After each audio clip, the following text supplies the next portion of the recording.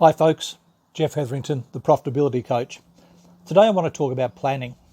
It's nearly the end of October and the end of 2020 is only 8 or 10 weeks away from us. That means 2021 is going to be knocking on the door and appearing before we even know what's going on. Well, that is if you don't do some planning. And this is really key. We don't know what 2021 is going to bring us. We do know that COVID's going to be hanging around. We do know that the way business interacts with its customers and with its suppliers and with its finances has changed. We know there's a bigger move to online than there was. We know there's a lot of differences going on. We also know that the politicians are using COVID as an excuse to rush through things that maybe aren't in the best interest of the common man. That's a separate issue. But planning is really important. We can't control what happens to us, but we can control how we choose to respond to it. But part of having a good response to what happens to us and our business is to have a plan in place. Now von Clausewitz in World War I, the famous German general, was the guy who said that, the best laid plans survive until the first shot is fired. And that's quite true. But what is also true is if you don't have a plan, you will just literally be battered from pillar to post. You'll be adrift on the seas of fate and you won't know what the heck's going on. You're going to be forced into reaction instead of response all the time.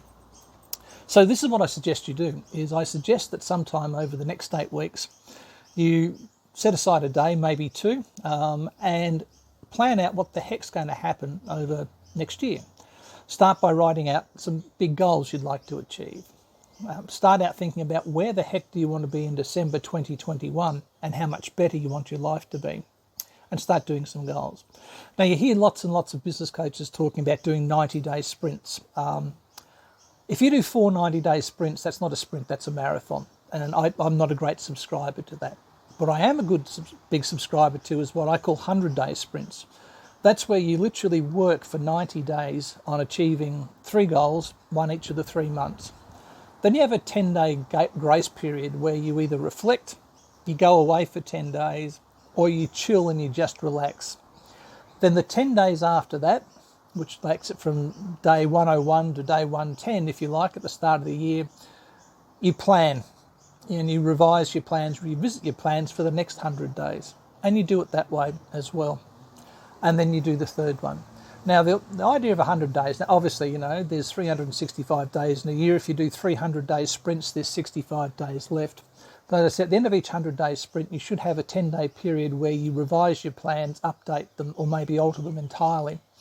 That takes care of 330 days. That means there's 35 days left during the year for you to do something or to do nothing. I prefer to try and book in somewhere around the middle of the year, a 2 or 3 week break so that I can chew up some of that time, but I can also recharge my batteries. But take on board this idea of doing 3 100-day sprints. And at the end of each 100-day sprint, that's when you spend the next 10 days, the next 2 weeks, really digging into your business, really reviewing what you've got planned for the next 100 days, altering it, changing it, and choosing your responses to what the heck's coming up that you can see on the horizon. If you do that and you feed in some holiday time, that's really, really important. You'll have a better year.